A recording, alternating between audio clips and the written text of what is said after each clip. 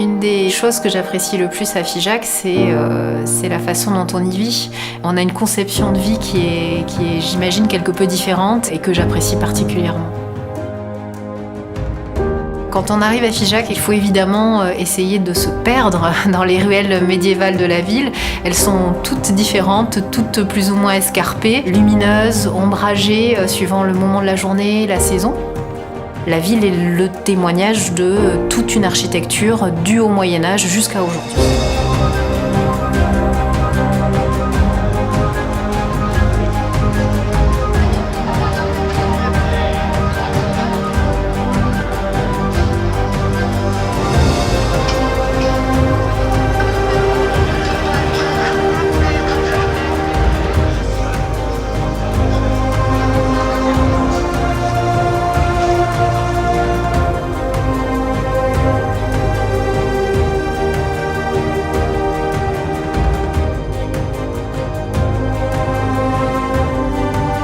J'aime beaucoup Figeac, mais j'aime aussi me promener en dehors de Figeac. Et un des endroits que j'aime beaucoup à proximité de la ville, c'est la vallée du Célé, qui est une vallée tout à fait merveilleuse de par la présence de l'eau, mais aussi de par la présence de ces vieilles pierres que je retrouve là sous la forme d'anciennes abbayes presque en ruine aujourd'hui, mais qui gardent un charme fou.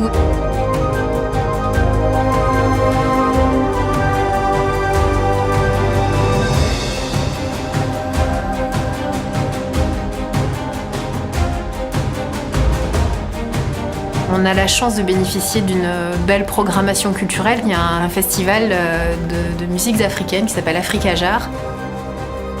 Il y a un festival de théâtre à Figeac. Tout au long de l'année, on peut aller voir des pièces de théâtre, écouter des concerts.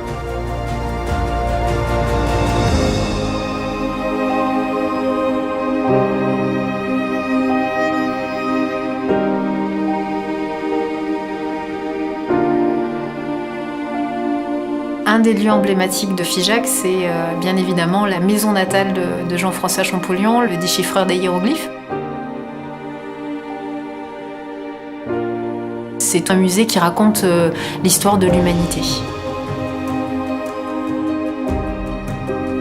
Une de mes vues préférées à Figeac, c'est Place des Écritures.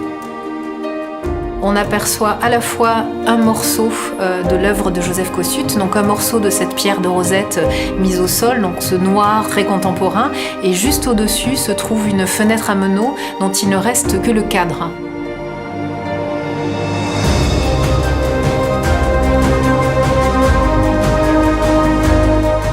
Il m'arrive d'aller par exemple aux terrasses du puits. Toute l'après-midi, le soleil a chauffé les pierres de l'église et quand on s'installe, on peut passer une très belle fin de journée en regardant en plus un beau coucher de soleil sur les toits de Figeac, ce qui est très agréable.